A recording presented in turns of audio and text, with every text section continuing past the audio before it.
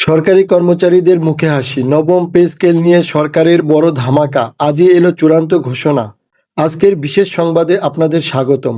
সরকারি চাকরিজীবীদের দীর্ঘদিনের অপেক্ষা আর আন্দোলনের অবশেষে এক চূড়ান্ত এবং সফল সমাপ্তি হতে চলেছে। নবম পে স্কেল বাস্তবায়ন নিয়ে আজ সচিবালয় থেকে এসেছে এক যুগান্তকারী ঘোষণা, যা দেশের লাখো সরকারি কর্মচারীর জীবনযাত্রায় বড় পরিবর্তন আনতে যাচ্ছে। আজ সচিবালয়ের সেই বহুল প্রতীক্ষিত বৈঠকে উপদেষ্টা মণ্ডলী টানা ৩ ঘন্টা আলোচনার পর একটি ঐতিহাসিক সিদ্ধান্ত গ্রহণ করেছেন। বৈঠকের সিদ্ধান্ত অনুযায়ী পে স্কেল বাস্তবায়নের প্রক্রিয়াকে দ্রুততর করতে ৬ সদস্যের একটি উচ্চ ক্ষমতা সম্পন্ন বিশেষ কমিটি গঠন করা হয়েছে। সবচেয়ে বড় চমকটি হলো, বৈঠক শেষ হওয়ার পরপরই এই সংক্রান্ত সরকারি প্রজ্ঞাপন বা গ্যাজেট জারি করা হয়েছে। এর মাধ্যমে পে স্কেল এখন আর শুধু আশ্বাসের মধ্যে সীমাবদ্ধ নেই, বরং এটি এখন আইনিভাবে বাস্তবায়নের পথে।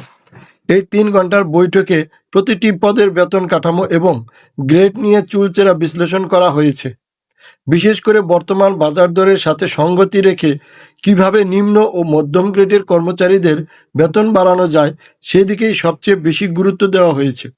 সরকার স্পষ্ট জানিয়ে দিয়েছে, এবার শুধু নামমাত্র বেতন বৃদ্ধি নয়, বরং এমন একটি কাঠামো তৈরি করা হবে যা কর্মচারীদের জীবনযাত্রার প্রকৃত উন্নয়ন ঘটাবে। নবগঠিত এই কমিটিকে কঠোর নির্দেশ দেওয়া হয়েছে যাতে তারা দ্রুততম সময়ের মধ্যে একটি স্বচ্ছ রোডম্যাপ তৈরি করে। এই নতুন পে স্কেলে কর্মরতদের পাশাপাশি পেনশনভোগী ও অবসরপ্রাপ্তদের সুযোগ সুবিধার কথাও বিশেষভাবে বিবেচনা করা হয়েছে। প্রজ্ঞাপন জারির ফলে এখন থেকে প্রতিটি ধাপ একটি নির্দিষ্ট সময়ের মধ্যে শেষ করতে হবে, ফলে দীর্ঘসূত্রিতে আর কোনো সুযোগ থাকছে না।